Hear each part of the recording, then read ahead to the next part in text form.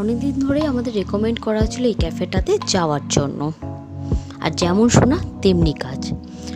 আমি আর শ্রী চলে গিয়েছিলাম ফ্রাইডে ক্যাফেতে। ওভারঅল ক্যাফেটা ছিল কিন্তু আউটস্ট্যান্ডিং, আমাদের মতে one of the best cafe in Belgharia Rathtala.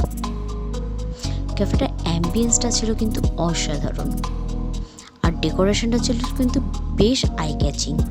বেশ সুন্দর সুন্দর ওয়াল হ্যাঙ্গিং আর ভাইব্রেন্ট কালার দিয়ে কিন্তু ক্যাফেটা ডেকোরেট করা হয়েছিল।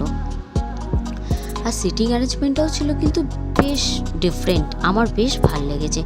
ইয়ংস্টারদের জন্য হ্যাং আউট করার জন্য পারফেক্ট জায়গা কিন্তু এই ক্যাফেটা। আর এর এনভায়রনমেন্টটাও ছিল কিন্তু বেশ কাম আর সুদিং। আর ক্যাফেটি ইন্টারেস্টিং পার্টটা ছিল হচ্ছে এই মেনু কার্ড, যেটা কিন্তু বেশ ইউনিক স্টাইলে ডিজাইন করা হয়েছে।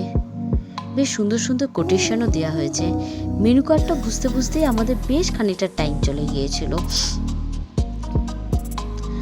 আর প্রাইস ওয়াইজ যদি বলি, বেশ পকেট ফ্রেন্ডলি আছে কিন্তু।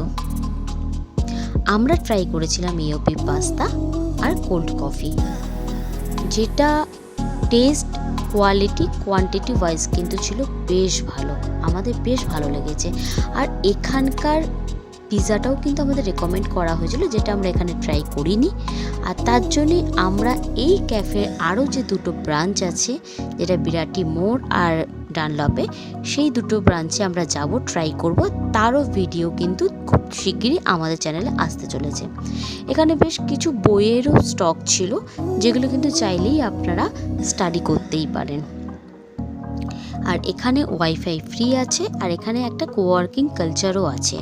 চাইলে কিন্তু আপনারা আপনাদের কাজ নিয়ে এখানকার ওয়াইফাই ইউজ করে কিন্তু বেশ খানিকটা টাইম এখানে স্পেন্ড করতেই পারেন। আমাদেরও যেমন রেকমেন্ড করা হয়েছিল, তেমনি আমরাও আজকে রেকমেন্ড করছি, অবশ্যই এখানে ভিজিট করবেন।